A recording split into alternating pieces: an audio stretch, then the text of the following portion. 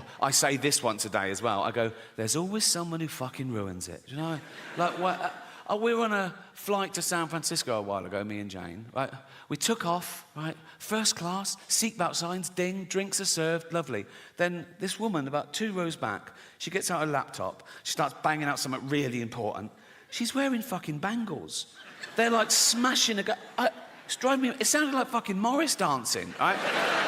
It was driving me, but I know it's not illegal, you know, I can't go over bangle police, so I just have to suffer in silence and hope we crash. That is how I get over things now. If someone's really annoying me, I just sort of stare at them and I just imagine us both dead one day. And it's sort of, you know, like here I was thinking, oh, imagine the pilot going, oh, we're going to, the plane was going down, right, we're going to die. And I look over it and she's going, ah, and I go, ha, ha, ha, ha, ha. And then the plane just smashes into a mountain and we're all fucking burnt. But I live 1 second long enough just to look over and see her totally fucked. Whatever gets you through, you know? So we got to San Francisco and we went on a little day trip. We went to this place called Sausalito, this lovely little harbour town. We were walking around sightseeing, but about 11 a.m, because of the jet lag, we were starving. We thought, oh, we need lunch. So we found this restaurant that was open at 11 a.m, empty, of course, which is my idea of a perfect restaurant, empty, right? We sat by the window, we were looking out over the bay. There was a sea lion bobbing round, a pelican landed. The waiter brings our food. Then suddenly, in all that peace and perfection, out of the kitchen doors comes a busboy, and he just stands in this empty restaurant, and he goes,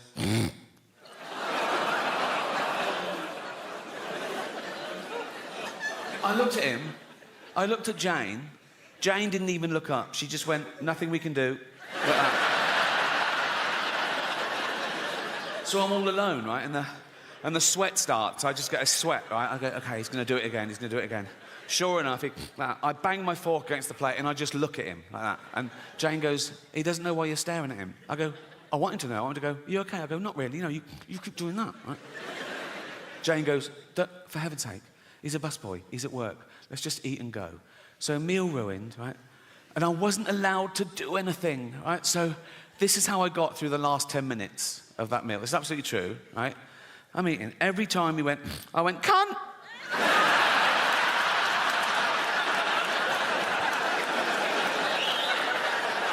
That is what you get. That is what you get.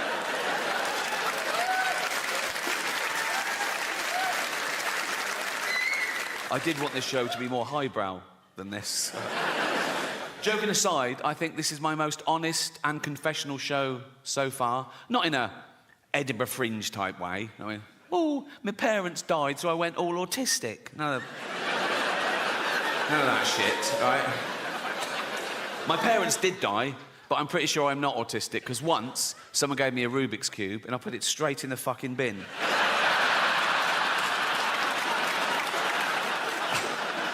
I think that is the test. No, it's called Mortality, but it's a positive show, I think, and I want to tell you some of the things I've learned and what it's like to be me at this age, and because I'm getting old now. See, that silence for the first year. Up until this year, I go, I'm getting old. People go, you're not old. Now they go, go on. Like that. It's like, in fact, they make it worse. They say things like, oh, yeah, but the good. Another big fear amongst the youth is climate change. They're really worried about global warming. And I looked into it, and if the polar ice caps completely melt, the sea level will go up about 60 metres around the world. So all coastal areas will be affected a bit, but the real devastation, the real loss of life, will be in places like China and India. So relax. It's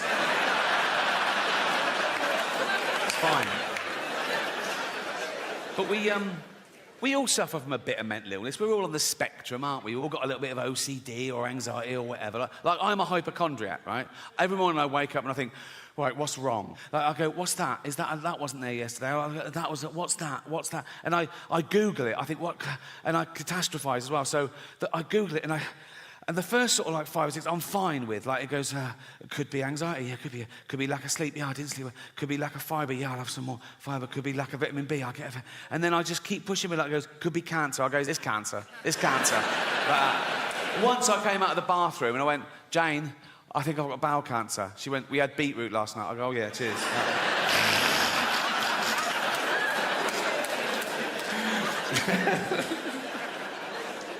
I want to end with a couple of true stories, if I may. As I said, I think this is my most honest and confessional show so far. So I want to talk about something I haven't talked about before, and that's to give you a glimpse behind the curtain of the Golden Globes. Right? And thank you.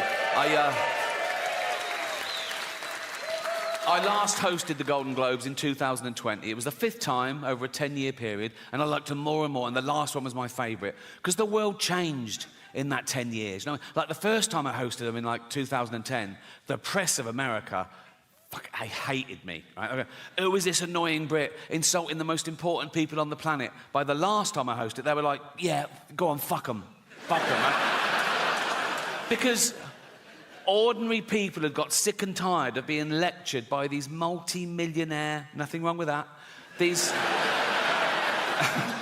liberal elite entertainers telling them how to vote and how to recycle, when everyone knew they were getting free jet rides to Pedo Island. So it really hit the zeitgeist. But it was always the same deal. Whenever they said, do you want to host? I said, yeah, I'll host. I said, but I'm going to write all my own jokes, which is unheard of, apparently. I said, I'm going to write all my own jokes, and I'm not going to rehearse, so you can't hear the jokes beforehand, you can't cancel any.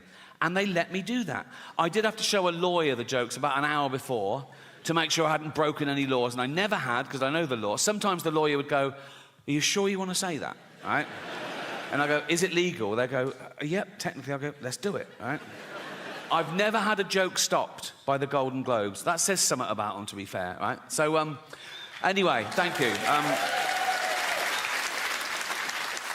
This last time, they said, oh, you've got to see the lawyer the day before now. I went, OK, great. So I was driven to the Beverly Hills Centre, and they're all setting up, right? And the photos of the A-listers are all in their chairs. I go, oh, there's Brad.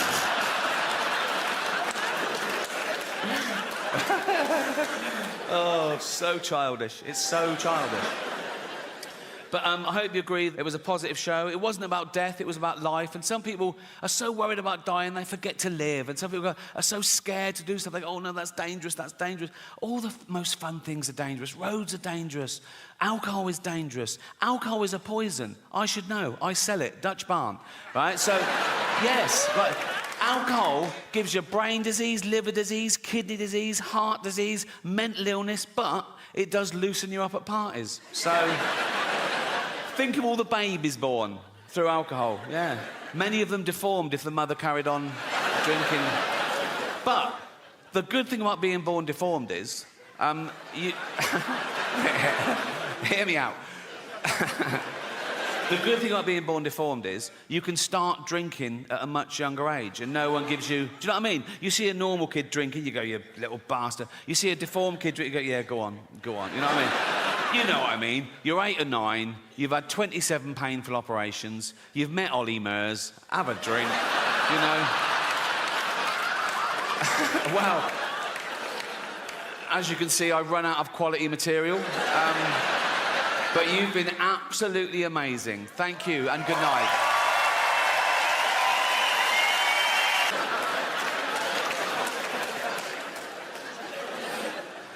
That's another thing I'm very proud of. I can honestly say, in almost 64 years, I have never shat myself once. So, no, don't no. No! Right. Yeah. Oh, why do you like London so much, Rick? Because you get a round of applause for not shitting yourself. Right. But that's the next phase now. I reckon it's the next 10 years that I will. But as of now, my arsehole has never let me down. Very underrated, the human arsehole. Everyone goes, oh, the human brain, the greatest computer known to man. All the human liver can regenerate itself. Your arsehole is working 24/7. Even when you're asleep, it's like that. You're not coming out. You're not coming out. You're not coming out. Nope. You're not coming out. And you're not coming in.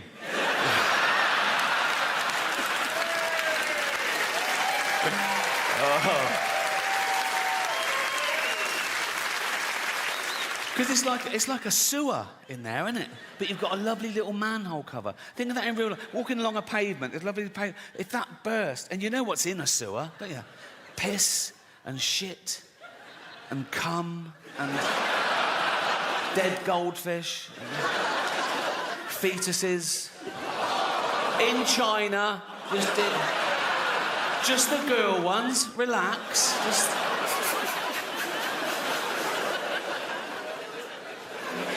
I'm at that age now as well, because I'm in entertainment. People say, oh, you can have a facelift. I go, no. Have you seen facelifts? They're still just that.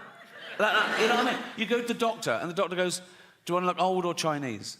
You know, it's like, nothing wrong with looking Chinese if you're Chinese. If you're not Chinese, it's a bit weird. It's offensive. Why is that allowed? You're not allowed to black up. Why can you do that? Maybe there are terms and conditions to make sure you're never that racist. Like the doctor goes, right, we've done the eyes, but never leave the house in a little... Thank you. Oh, thank you very much. Oh.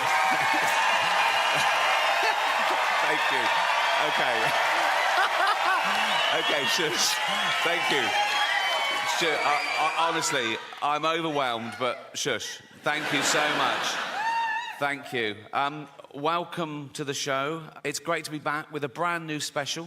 My last special only dropped on Netflix the Christmas before last. And in that special, I talked about the previous special going to #1 because of all the complaints. And the silly cunts did it again. When will they learn? It's like, honestly, it's like, ban it from the #1 everywhere. My name, like, trended for 3 days that Christmas. I wasn't the... You know the comedian Rosie Jones?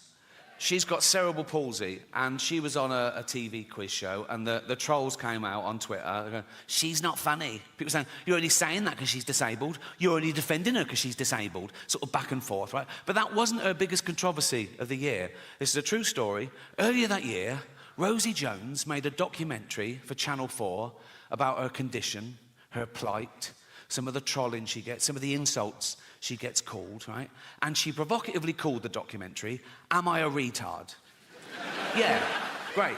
Power to her, right? Now, the people who complained were disability campaigners. They had a go at her. They went, you can't use that word. She went, what? Why? I said, because you're physically disabled. That's a derogatory term for people with mental disabilities. If you want to use a derogatory term, you should use one that describes your particular condition. So basically, Rosie Jones said, am I a retard? And disability campaigners said, no, you're a spastic.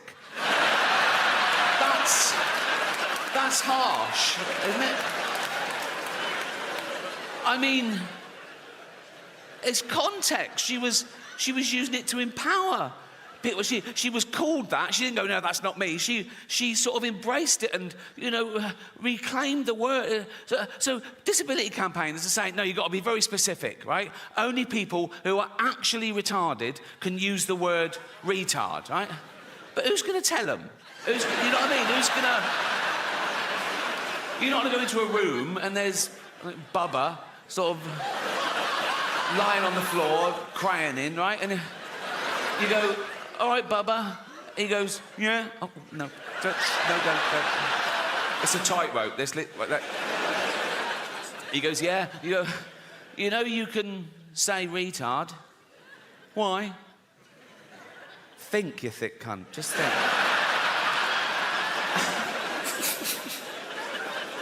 Anyway, I think she should be allowed to use the word in context. Like, if she can't use the word, then I've used the word now, so I'm in trouble. People say, oh, he used the word so-and-so. I didn't use the word. Using the word would be calling someone that word. That's using the word, isn't it? I said the word in a discussion about the fucking word.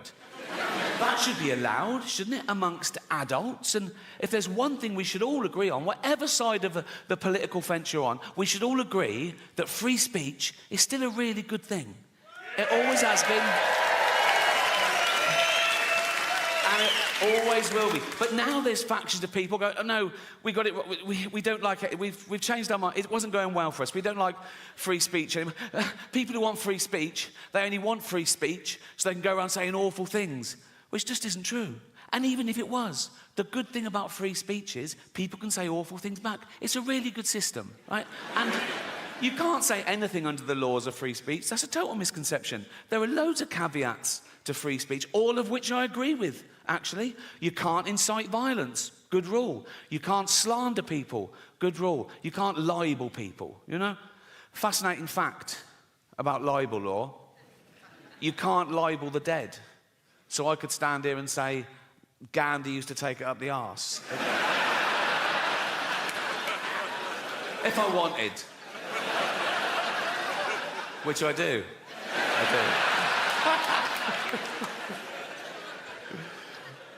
But free speech is the most important human right there is. It's the right from which all other rights come. Without free speech, you couldn't have human rights, you know, and we've got free speech, in theory, in this country, for a little while longer. We can criticise the government, we can criticise the police, but we should give props to a country that allows us to do that, because we're the envy of some countries. In some countries, you criticise the police, you get beaten up, or worse. You criticise the government, you can be thrown in jail for life, you know. So they flee their oppression, quite rightly. You know, so would you. They flee their oppression, and they come here, they go, we want to come to England. We go, why? They go, free speech. We go, come on in, welcome. What are you going to do now? We're going to go on a march. What are you going to say? How shit England is. Cheers. Thank you. Thank you. That is their right.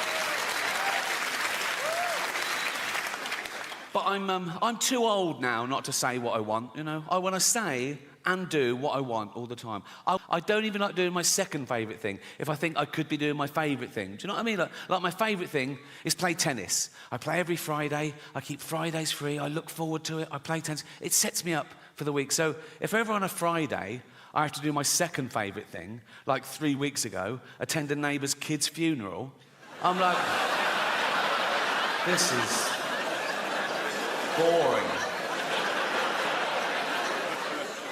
But we all want respect, right? We all want respect, and we all want to raise our status in society. We can't help that. That's in our evolution. That's groups elected from when gossip used to control the tribes, right? And there's still 2 ways you can raise your status in society. One, be competent at something. Like, oh, he's a good hunter. Go with him. He's good for the tribe. The other way you can raise your status is have virtue. Like, oh, he's not a great hunter, but he's wise or kind or whatever, you know. And then, with the advent of social media, people suddenly discovered they could just say they were virtuous. No evidence, no proof, just loads of flags in their bio, right? And they would raise their status by bringing other people down, catching other people out. Oh, look what he said. Oh, he's not as virtuous as me. Look how good I am. Look how bad. And that's where the term virtue signalling comes from, right? And I hate it when they bring their kids into it. You can believe what you want, have opinions what you want, vote how you want, but go on a march, great. But when I see a 5-year-old holding a placard, he doesn't know what that says. That's the adult, you know. Like I saw someone tweet this once. Someone tweeted, my 4-year-old just looked up at me and said, Mummy, why does Rishi Sunak hate poor people? Never fucking happened, right?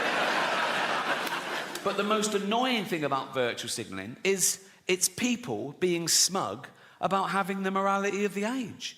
You're what you're like because of where you are and when you are. Like, it's not brave of me to be an atheist in this country, in this year. It would have been brave 200 years ago, or mental. Right? And it'll be brave in some other countries, or mental, right? But people say things like, oh, I'm anti-racist. Yeah, well done. We all are. We know that's the way to be now, but it wouldn't have always been. Well, if you'd have been born in a different place or time, maybe you wouldn't. They go, no, I'd been anti-racist whenever I was born. Well, people say things like, they go, What are the lessons that you learned? The truth doesn't hurt. Whatever it is, it doesn't hurt. It's better to know the truth. I remember, my mum only lied to me about one thing. She said there was a God, and but that's because when you're a working class mum, Jesus is like an unpaid babysitter.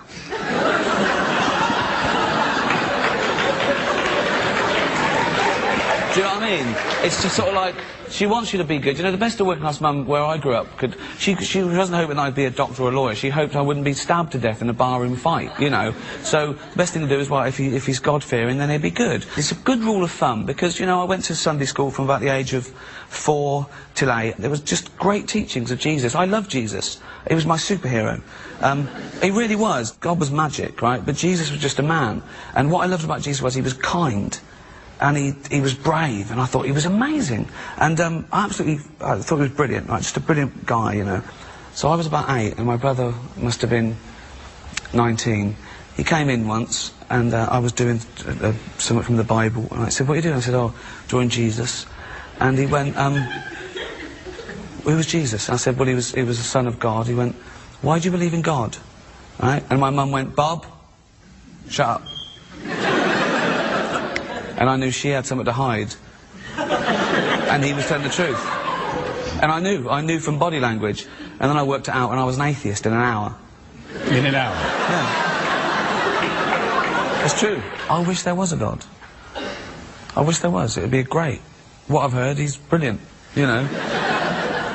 But you can't believe in something you don't. Also, if there is a God, why did he make me an atheist?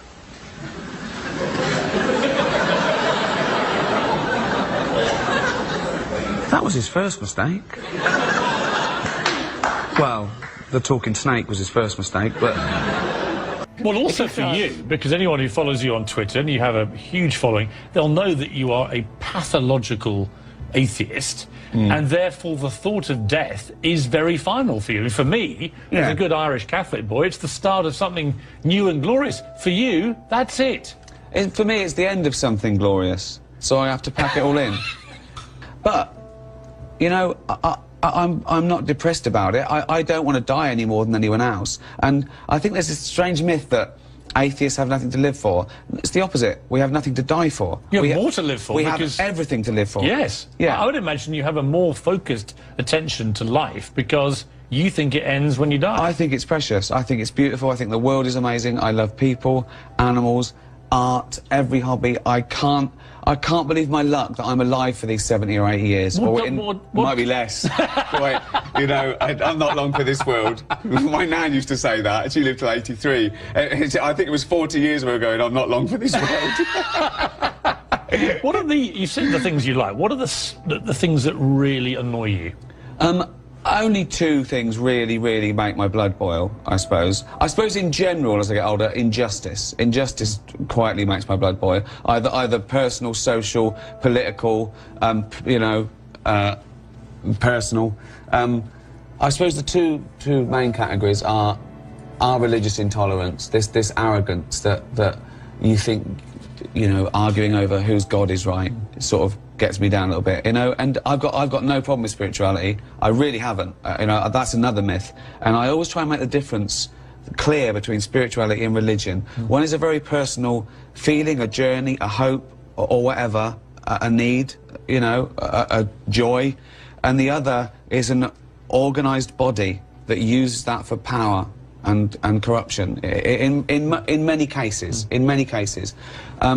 And you know, I don't have either, but I suppose I think that when it affects me, that's when I have a say in it. And religion affects me. Religion's very real. Spirituality, it doesn't really affect me. Supernature. Why supernature? Well, for two reasons. One, I want to debunk the supernatural. I don't believe in anything supernatural. I believe that anything that exists is by definition part of nature and is explainable. If not now, then eventually.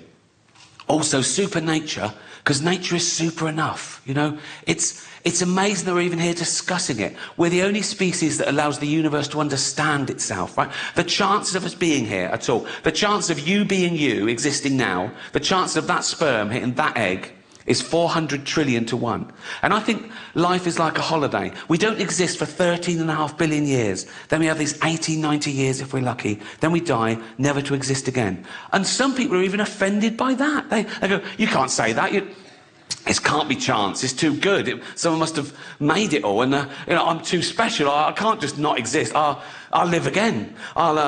I'll go to heaven, I'll be with my friends and family, or I'll come back as a spirit and I'll walk amongst you, or I'll be reincarnated, I'll come back as someone else. That'd just be someone else. That's all that's happened. You're not involved. That is just someone else, right? Many people believe in reincarnation, of course. Some people even claim they remember who they were in a previous life. There's a society in America, of course, in California, of course, right? And they remember who they were in a previous life. And they're always someone pretty special in their previous life. Not so much in the life they've got now, right? But I saw a documentary about it, and every year they have a come as you were party, where they go dressed as the person they were in history. 2 Napoleons. So, at least one of them is fucking lying. No reincarnation, no ghosts. Have you seen all the ghost hunter shows? Oh my God, hundreds of ghost hunter shows, years and years. Celebrity ghost hunter, all around the world, thousands and thousands of hours of footage. They've never seen a fucking ghost. Not what, it's all like, oh, what was that? Was it that I was just the, no, not the... Oh, did you hear that? Was it just, oh, was it you? Oh, no, no. Imagine if wildlife programmes were like that. Imagine watching David Attenborough all these years, and everybody goes, here, on Kilimanjaro, we see the... Oh, that's not...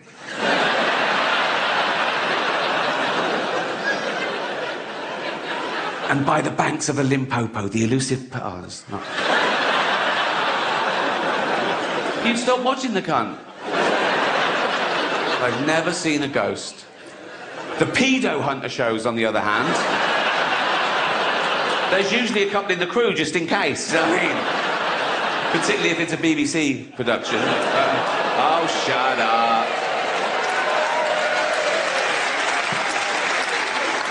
There's no reincarnation, no ghost, no heaven, I believe. People can't get over that. People quiz me on Twitter when they find out I'm an atheist. They go, what, you don't believe in God at all? I go, no. Do you pray? I go, no. They go, why don't you pray just in case there's a God? And I say, why do you put garlic over your door just in case there's a Dracula? Right? And I've got no problem with praying, you know. I know loads of nice Christians and Muslims and Jews, and if one of my family is very ill, they always say, oh, I'll pray for them. And I always say, oh, thanks very much, because it's a nice gesture. If they said, oh, we also cancelled the chemotherapy, I go, don't do that, don't do that. Pray, fill your boots, son, but let's do the praying and the chemotherapy, shall we? Because that's the same result as just the chemotherapy. So let's definitely keep that one, shall we?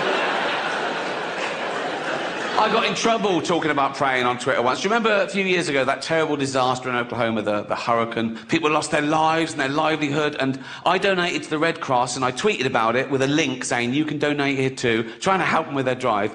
And one of those sort of frivolous entertainment magazines from America, their account tweeted this thing. It really annoyed me. They tweeted, Beyonce and Rihanna send prayers to Oklahoma. And I tweeted back going, oh, I feel like a cunt, I only sent money.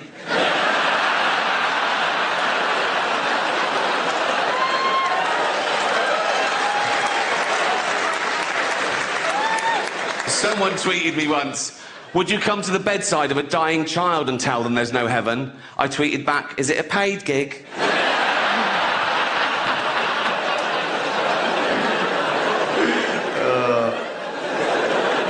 I don't care whether you believe or not, what you believe in, who you pray to. Doesn't affect me. I just think that nature is super enough, you know? I don't think we need angels and unicorns. We've got the fucking octopus. That actually exists. 8 legs, 9 brains, 3 hearts and a beak. Make your fucking mind up. What are you doing? The duck-billed platypus, a monotreme. When scientists first found that, they thought it was a hoax, because it produces eggs and milk. It could make its own custard. It doesn't, but it could. It could. It definitely could. But I've been an atheist since I was about 8 or 9, and when I went to secondary school, by then I knew about natural selection, the Big Bang Theory, carbon dating, and the Earth was 4 billion years old. And so my poor RE teacher, I was the bane of his life. And looking back, he was a bit thick, right? He was one of those teachers that I thought, oh, fuck it, I'll just keep my head down. You know what I mean? He came in on a motorbike and played table tennis all day with the div kids just to keep, you know what I mean? You know the sort, don't you? And he hated me. He hated me because I was smart and I wouldn't let him get away with any bollocks, right? So when he said things like, and God made the heaven and the earth in 6 days, and the earth is 5,000 years old. No, it isn't. No, it's 4 billion years old. Why? How could he do that? God can do anything. Well, why did he do it in 6? Why did he do it in 5? Let's push him a little bit. Let's, you know.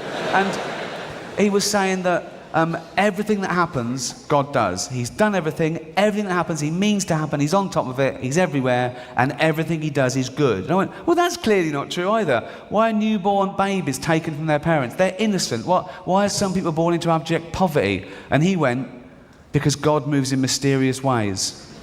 That is the theological equivalent of going, look over there. Ooh. It's not an answer, is it? We swear on the Bible in a court of law, still. And if the judge was to say to you, how do you account for the fact you say you're home asleep at midnight, but we found your DNA at the scene of the crime, and you went, I move in mysterious ways, good night, it won't wash.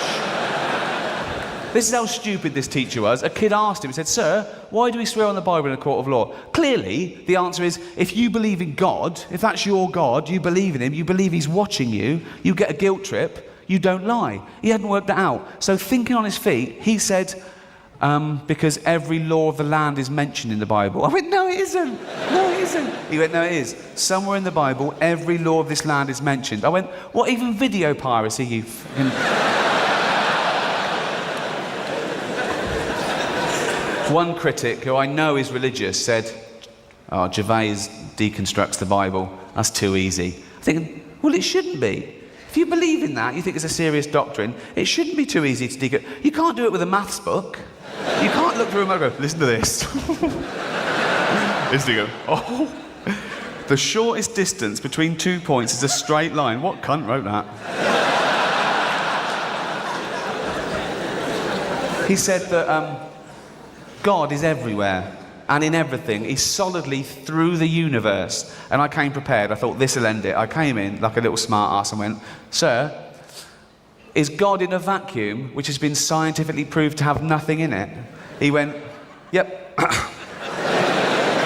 That's it. I thought, well, I can't win then. So I started saying, is he up my arse? Is he up your arse? The clever stuff hadn't worked. I was going, sir, is God up all our arses? Including Richard Gere's. It must be crowded up there, mustn't it? The New Testament is founded on the belief that Jesus is half man, half God, born of a virgin womb. And I think that particular little rumour came about with Mary on the back foot. Awkward questions about the old pregnancy from Joseph. You're pregnant? You haven't been... No way. Well, how could this have happened then? 2 ways. One... Oh, I know. Remember when I was washing in the Sea of Galilee? And I splashed up some spunky water? No? No, spunky water.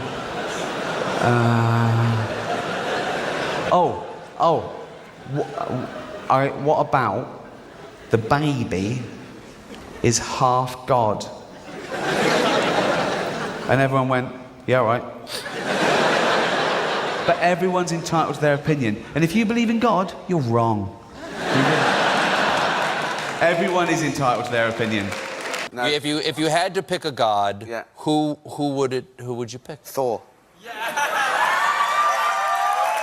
said you can't pick Stan Lee, but okay. So why Thor? Big hammer. Is there any part of the Jesus story or the Jesus teachings that you like? I love Jesus. I thought it was great. I grew up, I was Christian till I was about 8. 8? And yeah.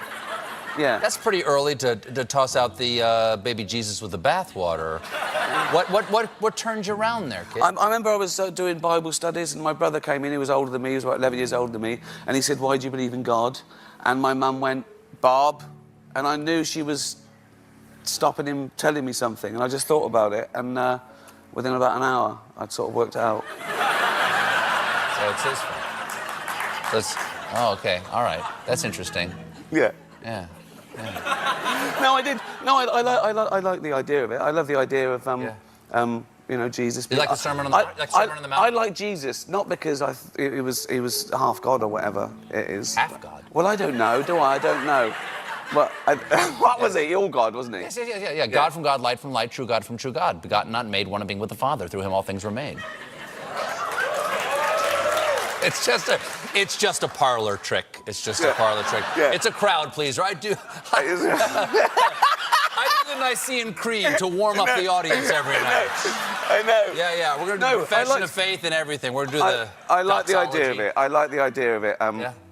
I like the fact he was a kind person and all Sure. that. But as Gandhi said, you know, I like your Christ. I do not like your Christians. They are so unlike your Christ. And I think the problem is I'll buy that. No, do you know what I mean? Though No, sure. But I've always said I'm a Christian. I'm totally un-Christ-like. There are good and bad. There are good and bad Christians. complete- There are good and bad atheists. And I think that God has nothing to do with whether you're good or not. That's what I think. So if God doesn't give you comfort, what does? Dogs.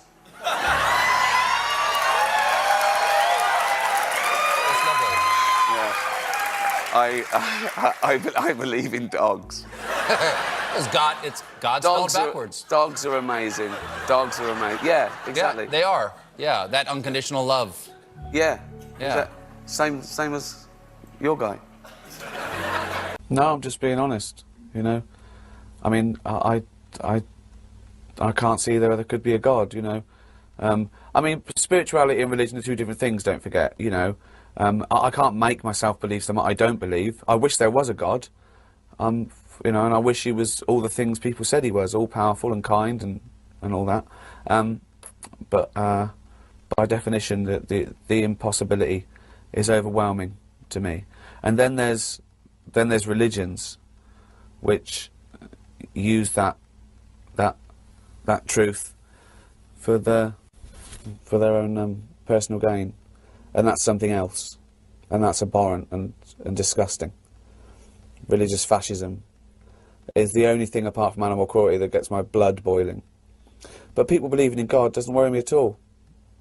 You know, I live by Christian values, I suppose. You know, I live by, or any religious values that preaches forgiveness and, you know, do as you would be done by. And, you know, I just do it for different reasons. I do it because I think this is my only time on earth, and I should enjoy it and be part of it and celebrate it and be nice to everyone, because we're animals who need to be loved and lead a decent life. If you believe in God and that gets you through and he makes you a nicer person, then so be it. But I don't believe.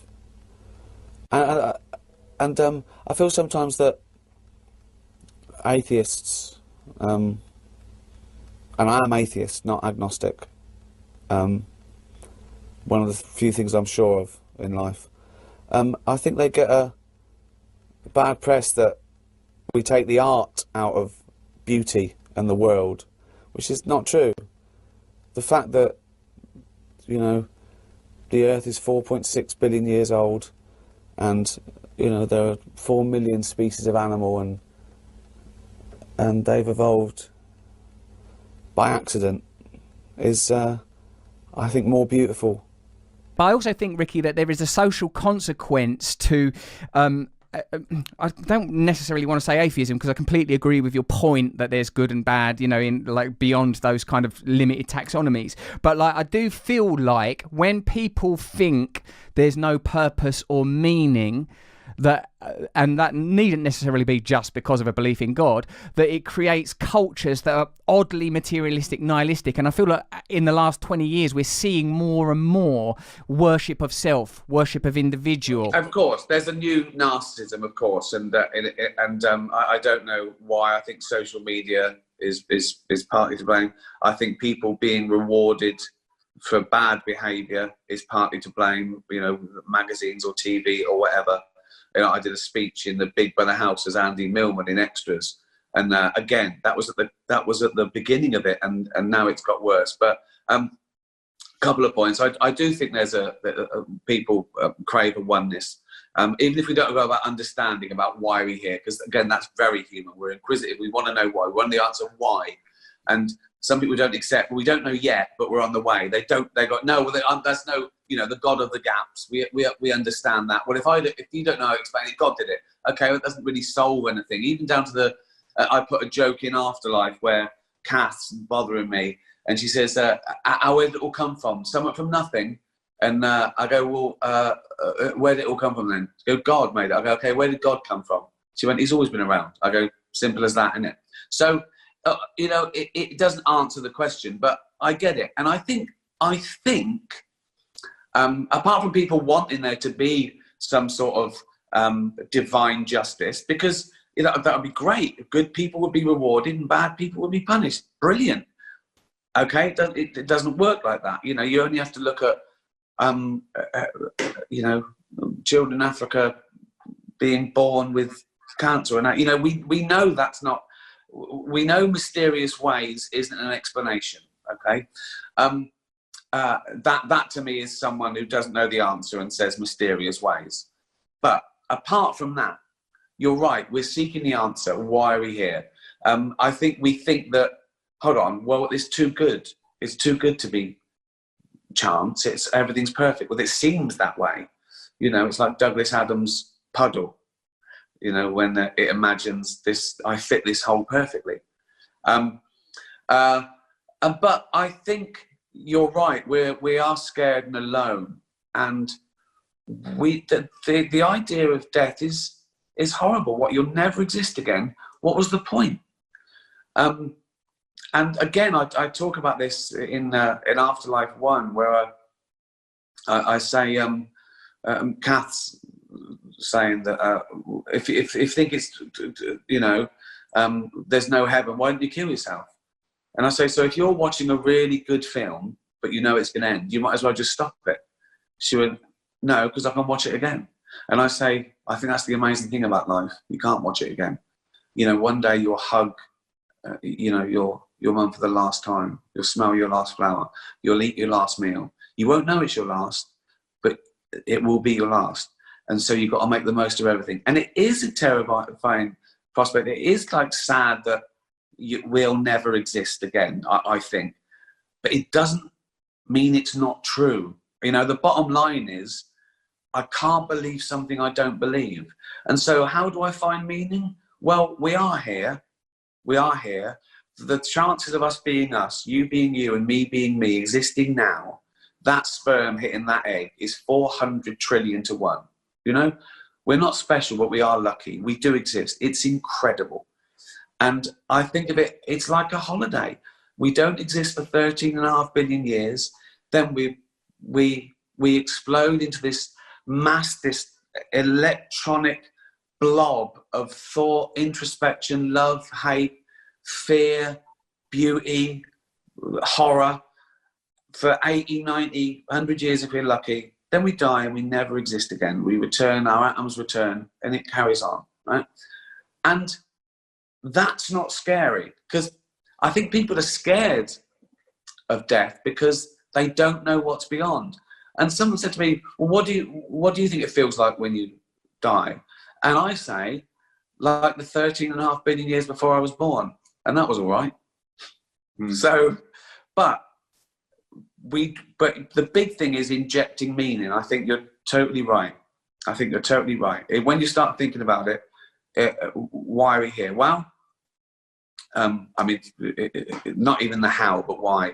Well, to live your life to the fullest and not hurt anyone, to leave the world in a better place than it was when you came into it, to experience everything, all the reasons, all the obvious reasons, you know, love, wine, dogs, learning, all these great things that you can do every minute of every day that you're alive. And then you check out. You go, I'm done, thanks. And it's done, and it's beautiful. It's fucking beautiful. I read that to Carl Pilkington, right? Who is, yes, head like a fucking orange, I know, yeah. And I read that bit to him. They are so wicked, I have to wipe my face to the earth. And Carl said, he sounds gay. I said, what do you mean? He went, some gays are a bit like that. He thought God was like having a hissy fit. Like he's going, no, they treat me like a bastard, I'm going to treat them like a bastard, I'm going to show them, I'm going to wipe them out. I said, Carl, God is not gay, okay? Read the Bible, he hates them.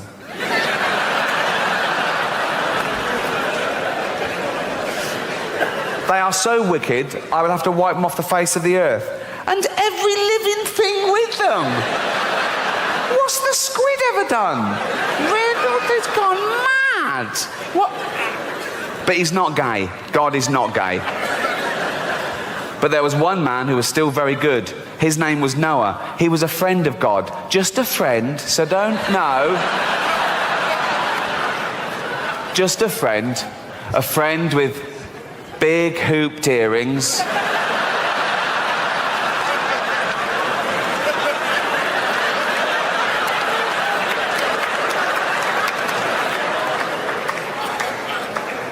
Rouge. What's he doing? He lives in a cave. What's he doing with this? What are you doing? Seeing God.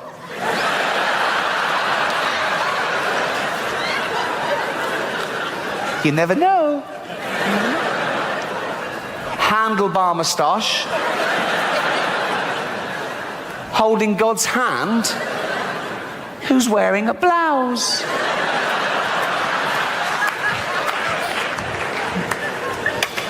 God is not gay. God said to Noah, I am so angry with men.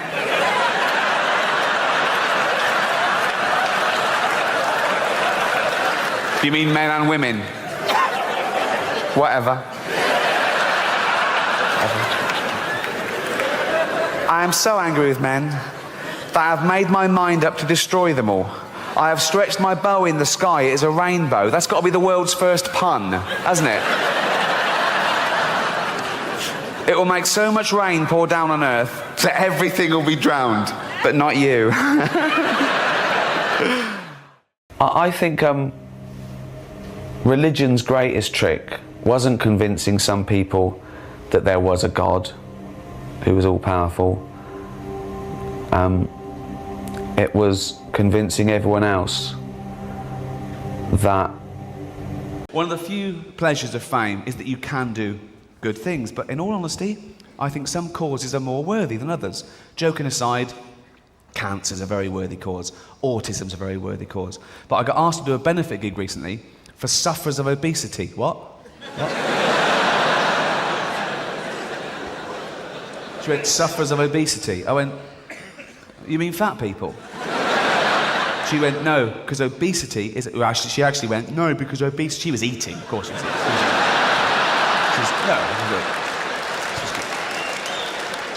She was peckish between snacks. And, no.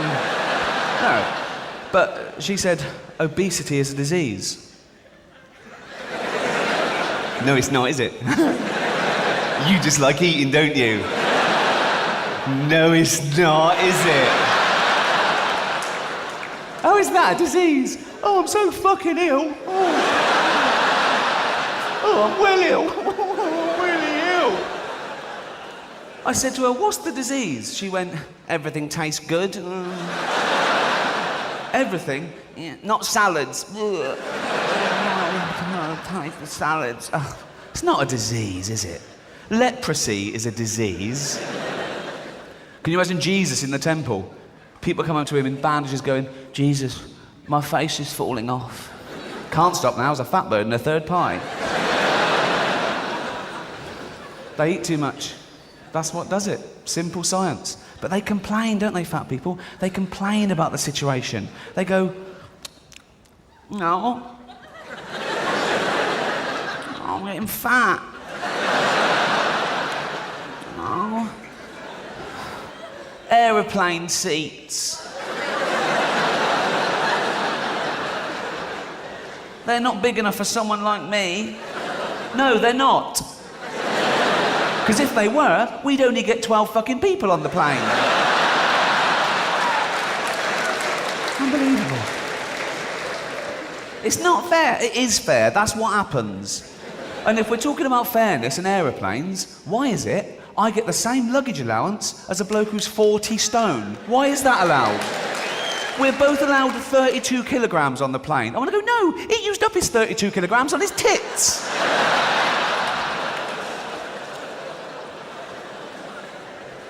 It's not a disease.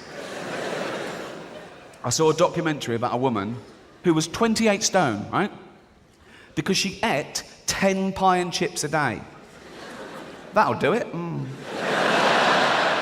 10 separate meals of pie and chips. That's all she ate. 10 separate trips to the chip shop. In a cab. Didn't even walk that. Wasted calories. So they wired her jaw together. So she liquidized 10 pie and chips a day. Now she's on pie smoothies. Now she's not even chewing. That used up 5 calories. Do you know what I mean? So she gets fatter. They take her to hospital to have that operation where they staple your stomach together. And she's sitting in hospital looking all depressed. Well, you can't eat for an hour before an operation, can you? And she went, it's a really dangerous procedure, but it's the only option left.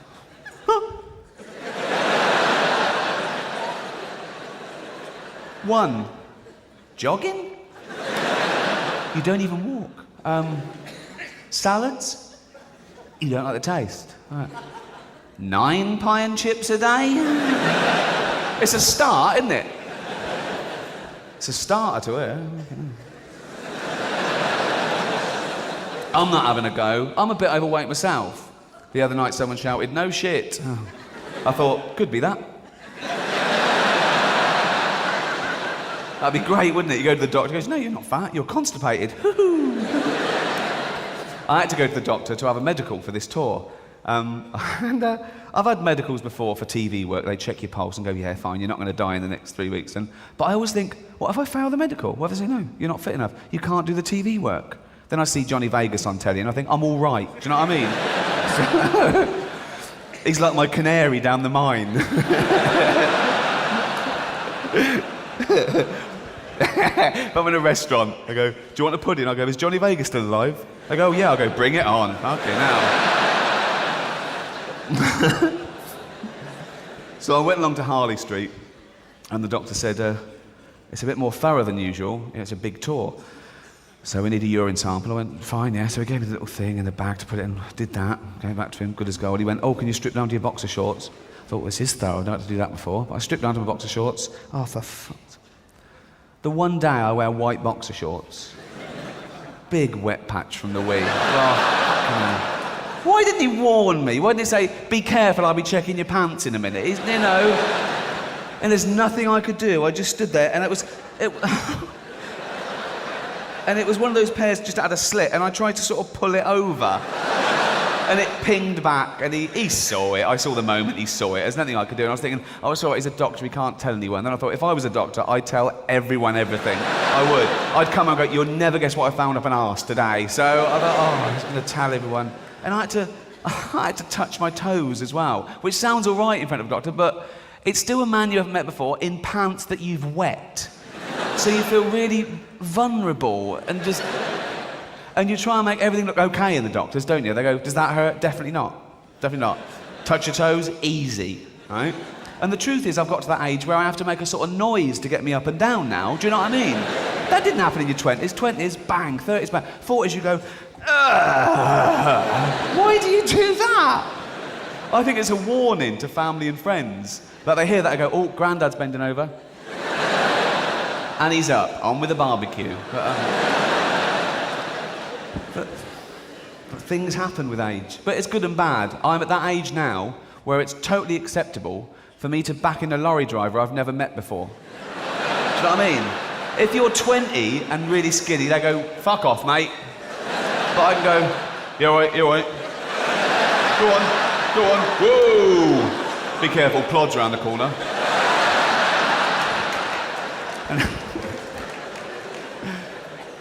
Do you do that? Do you sort of be a bit more working class, a bit tougher with, like, people in boiler suits? Oh, man, yeah. Not too bad, yeah.